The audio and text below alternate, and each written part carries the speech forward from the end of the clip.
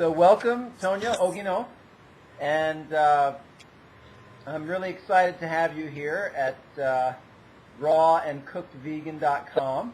That's great. It's great you have the bird there. So you are originally from Russia, is that right? No, I am from Ukraine. From Ukraine? Yes, Ukraine is not Russia, and of course we were together for many years, like Soviet Union, but it's two different countries now. Okay. So I'm from Ukraine, from capital of Ukraine, Kyiv. Okay, I apologize. I didn't realize. Okay. So and you grew up in Kiev. Yeah, big city, capital. Yeah, I grew up in Kyiv. Okay, and what was your family like diet-wise? Did you have kind of the average Russian diet? It's very traditional Ukrainian food.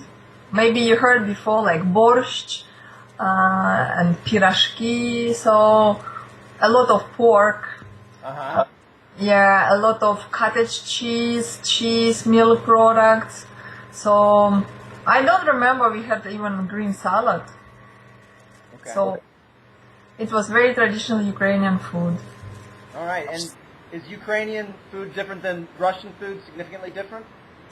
It's very similar because in the Soviet time all countries mixed up, so food very similar. So it's not difficult to say which countries all together. Soviet Union was 15 countries, so together. Ukrainian, yeah, very similar with Russia actually, of course. Okay. A lot of fat, very fat, a lot of meat.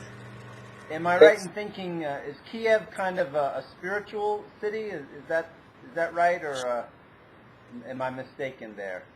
Like is there an Orthodox center there? Yes. It's an Orthodox Christian, of course, yeah. It's a Okay. very old city, a very old city and capital of Russian Orthodox. Gotcha. Okay. All right. So anyway, so you grew up in Ukraine and had kind of the standard diet, and then did you have your son in Ukraine, or did you have your son in Japan, or because I know that you started to do these changes in diet when you had your son, right? Yeah. But I live in Japan already 10 years. 10 years. Okay. So, and my son only 4 years. So, Okay. yeah. So how did you get from Ukraine to Japan? Okay, it's quite a long story, but to make it short, I can say that I was practicing Aikido, Japanese Aikido Yoshinkan. Interesting. Yeah, so it made me to search for Japanese people.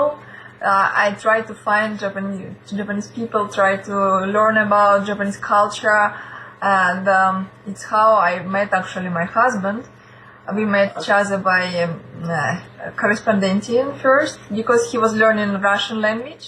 Uh-huh. So we was like a language exchange, and yeah, it's how we start dating, and and I quit my job, I quit all my life, and just moved to Japan. Wow. And do you speak Japanese fluently? Yes, I speak Japanese, no Wow. problem. Okay. So I moved to Japan 10 years ago, and I had same food, but Japanese. Yeah, I from Ukrainian fat food. I came to Japan and started having Japanese traditional food. Okay. And did you continue to study Aikido? Not actually, not. I didn't, because Okay. Ukrainian style of teaching was very kind, and you can talk with students. It was very relaxing, I can say. But in Japan, it's so strict. So Yeah. I really, it was scary. And after 3 lessons, I stopped my Aikido practice in Japan. Yeah, now I'm sorry about that, maybe, but now I'm more about yoga than Aikido. Well, that was the same for me with Tai Chi. I found Tai Chi a little too complicated, too detailed. So I like it simpler, you know. But I think if you were attracted to Aikido, yoga would be fine for you. I know you talked a little bit about your interest in yoga, and I think you'd be fine at it, you know. But anyway, so you moved to Japan, and you lived in Japan for several years, and then, and so I guess you kind of transitioned perhaps a little bit from Ukrainian diet to Japanese diet a little bit, maybe? And then when you, go ahead. Yeah. After Ukrainian food, I felt Japanese food is very healthy because not so much fat, not so much meat like Ukrainian, more like seafoods. So after I moved to Japan, I stopped actually eating meat, like pork, beef, and this stuff. So my food became like more seafood, more Japanese food. I was a big fan of Japanese sushi and only after I become pregnant I learned about more about food nutrition and about how food can help to our health and only when I was pregnant. Pregnant women they're always more sensitive, more open, and of course when I saw some movies about moves and how we get. So it's first time actually I learned how sausage came to my table. Before I never thought just sausage. Right. This is sausage. It's not meat. It's just sausage. I think that's how most people still do today. In the United States, people just go and buy the meat. They don't know what the process is. Yeah.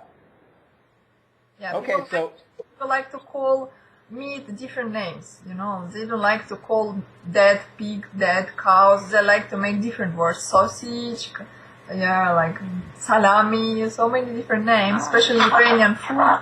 We have so many different names. Yeah. So you became pregnant and you became more interested in nutrition and health. And was it during this pregnancy that you became vegetarian or vegan? I read a lot because I stopped my job and I was at home almost, and I was searching internet, using Facebook. So it was a big studying, searching, self-studying for me. So I found really shocking information, which it's changed my life. So I stopped eating meat probably last months of pregnancy actually, because my husband, he was so worried about proteins. He tried to give me a lot of meat, of course, like all men. Okay. So